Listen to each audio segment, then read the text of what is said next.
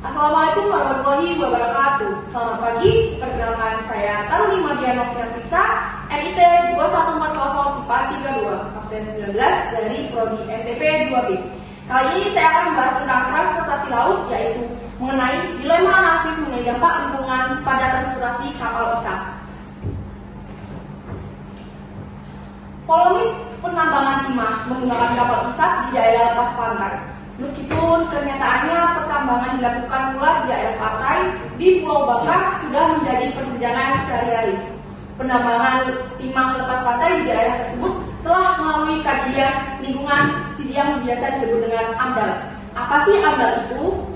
Analisis dampak lingkungan atau analisis mengenai dampak lingkungan adalah kajian mengenai dampak besar dan penting suatu usaha dan atau kegiatan yang direncanakan pada lingkungan hidup yang diperlukan bagi proses pengambilan keputusan tentang penyelenggaraan usaha dan atau kegiatan di Indonesia. Lalu dilema AMDAL penambangan timah lepas pantai dengan mengoperasikan transportasi kapal isap ini telah diatur di dalam undang-undang, yaitu Undang-Undang Republik Indonesia Nomor 27 Tahun 2007 tentang pengelolaan pulau-pulau kecil dan pesisir. Lalu ada di Undang-Undang Republik Indonesia Nomor 32 Tahun 2009 tentang perlindungan dan pengelolaan lingkungan hidup dan Undang-Undang Republik Indonesia Nomor 4 Tahun 2009 tentang pertambangan mineral dan batu bara. Lalu problem pada kapal isap ini, hasil penelitian tim eksplorasi terumbu karang UPB sejak tahun 2007 hingga 2011 membuktikan bahwa 18 dari 31 lokasi terumbu karang telah rusak parah akibat tertumpuk oleh sedimen karena dampak dari penambangan timah lepas pantai. Ironisnya, lokasi yang tidak terkena dampak seluruhnya adalah pulau-pulau kecil yang jaraknya jauh dari pulau utama, yaitu Pulau Bangka, seperti Pulau Gelasa dan Pulau Pengor. Di perairan Bangka, sedimen hasil drainage core, pola ini menunjukkan pola mengkasar ke atas atau coarsening up yang mengindikasikan terjadinya peningkatan energi pengendapan. Kegiatan penambangan timah lepas pantai akan menarik sedimen halus di kolam bagian bawah substrat dan dibawa langsung ke laut akan menyebabkan sedimentasi dan kekeruhan yang tinggi pada air laut. Hasil pengukuran total suspend solid yang bisa disebut dengan TTS sebagai indikasi kekeruhan dan sedimentasi, tak heran jika banyak ekosistem terumbu karang yang mati akibat penambangan timah.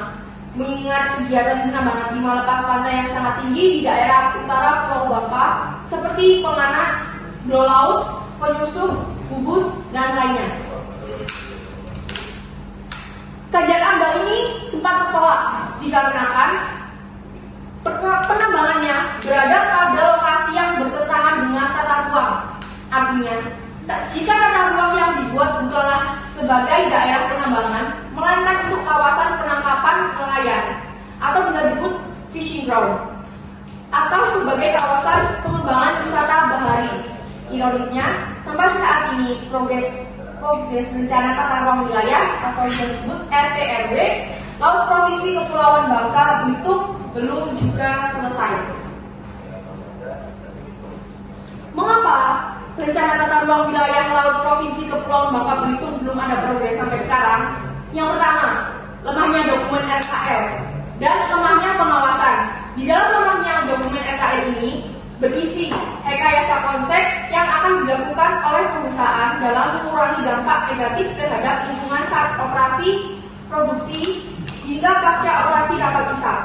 Kelemahan vital lain dalam dokumen RKL kapal isap adalah konsep rehabilitasi terhadap lingkungan laut yang rusak pasca operasi produksi baru sebatas metode. Lalu ada lemahnya pengawasan. Alasan klasik lemahnya pengawasan lagi-lagi karena tidak ada anggaran. Sungguh ironis jika alasan dikeluarnya izin penambangan kapal isap untuk meningkatkan pendapatan asli daerah atau PAD. Namun pemerintah daerah sendiri tak sanggup menyediakan anggaran yang cukup untuk melakukan pengawasan terhadap operasi kapal isap tersebut. Lalu problem mengenai penambangan liar ini oleh kapal isap itu telah ada beberapa penyelesaian dan solusinya. Namun solusi tersebut masih belum dijalankan dengan sepenuhnya, yaitu ide memasang pipa elastis sebagai saluran pembuangan tailing agar sebaran sedimentasi dapat diminimalisir sudah sering didengungkan dalam rapat sidang AMDAL. Lalu sebagian besar dokumen RKL kapal ISAP berisi metode rehabilitasi laut dengan melakukan penanaman mangrove, transportasi karang atau penenggelaman lumpur. Berikut akan kami berikan cuplikan video mengenai tentang kapal ISAP.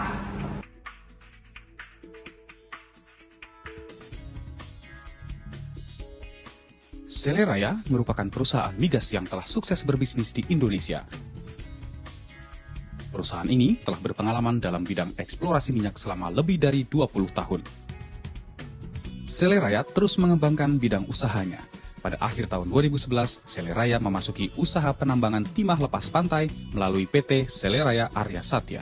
Bulan November tahun 2011, PT Sele Raya Arya Satya mengoperasikan sebuah kapal ISAP produksi timah buatan Thailand.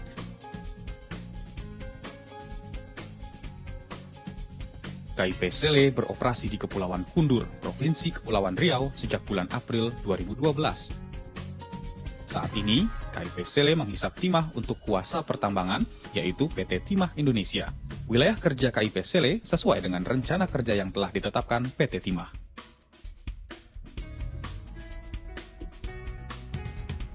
KIP Sele, seperti namanya, menambang timah dari dasar laut dengan metode hisap. Jika dilakukan dengan baik, kapal hisap bisa menghasilkan lebih dari 25 ton timah mentah per bulan.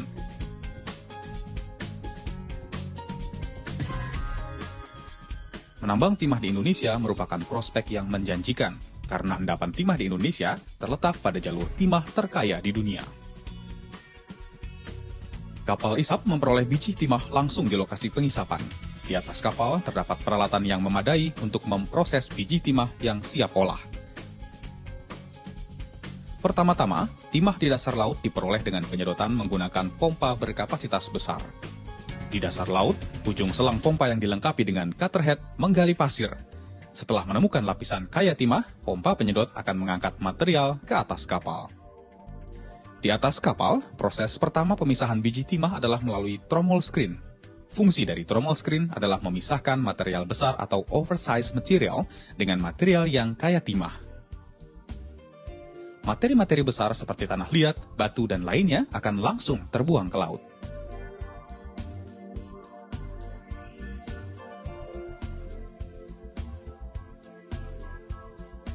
Materi kaya timah yang tersaring dari trommel screen masuk ke dalam primary jig. Di sini, materi akan diayak untuk kembali memisahkan materi yang kaya timah dan yang tidak. Timah bisa dipisahkan dengan cara-cara ini karena berat jenisnya yang cukup besar dibanding materi-materi lainnya. Sehingga saat diayak, materi timah akan turun menyelinap di antara batuan jig. Sementara materi yang berat jenisnya lebih kecil tersapu oleh air yang secara konstan menyapu permukaan alat jig.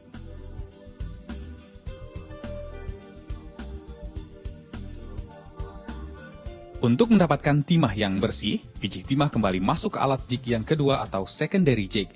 Hasil ayakan secondary jig merupakan biji timah berbentuk pasir yang siap dimasukkan ke dalam kampil atau karung.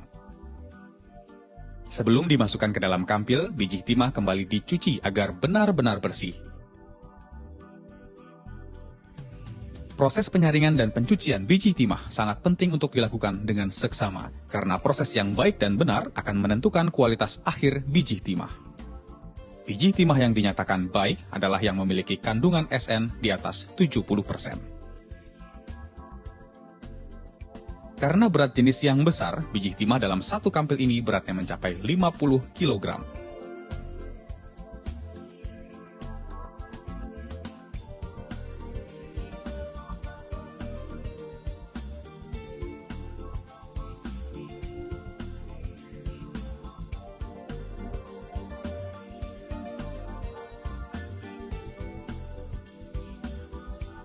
Kapal ISAP produksi ini bekerja selama 24 jam non-stop.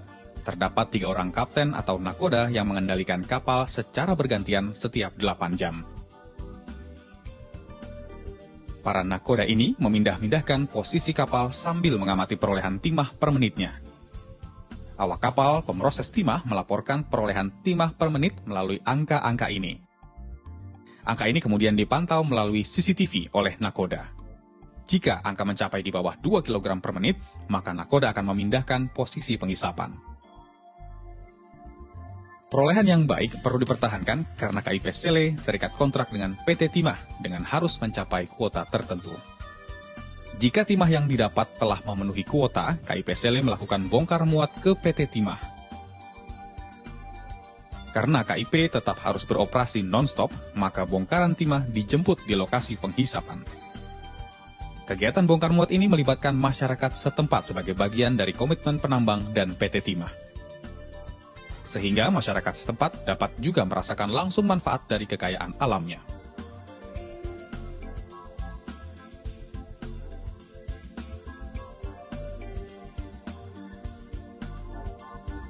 Bekerja dalam lingkungan 24 jam non-stop sangat ditentukan oleh kinerja.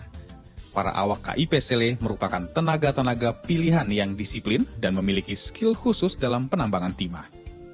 Manajemen sumber daya manusia menjadi kunci kelangsungan produksi.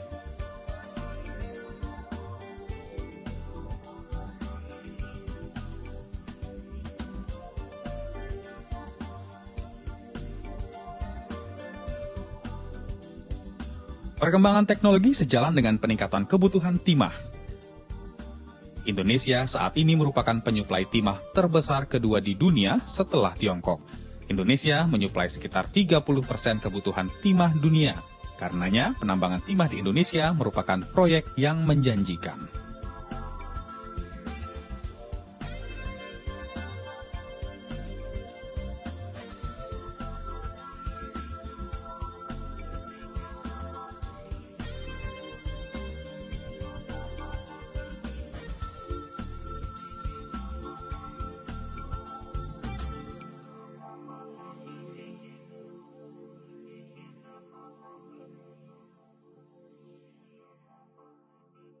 Pemirsa, melanggar kesepakatan pembuangan limbah timah, Kementerian Kelautan dan Perikanan menangkap kapal tambang timah di perairan Matras, Kabupaten Bangka, Kepulauan Bangka, Belitung. Kapal tersebut diduga melanggar kesepakatan pembuangan limbah timah atau tiling yang dapat mencemarkan laut.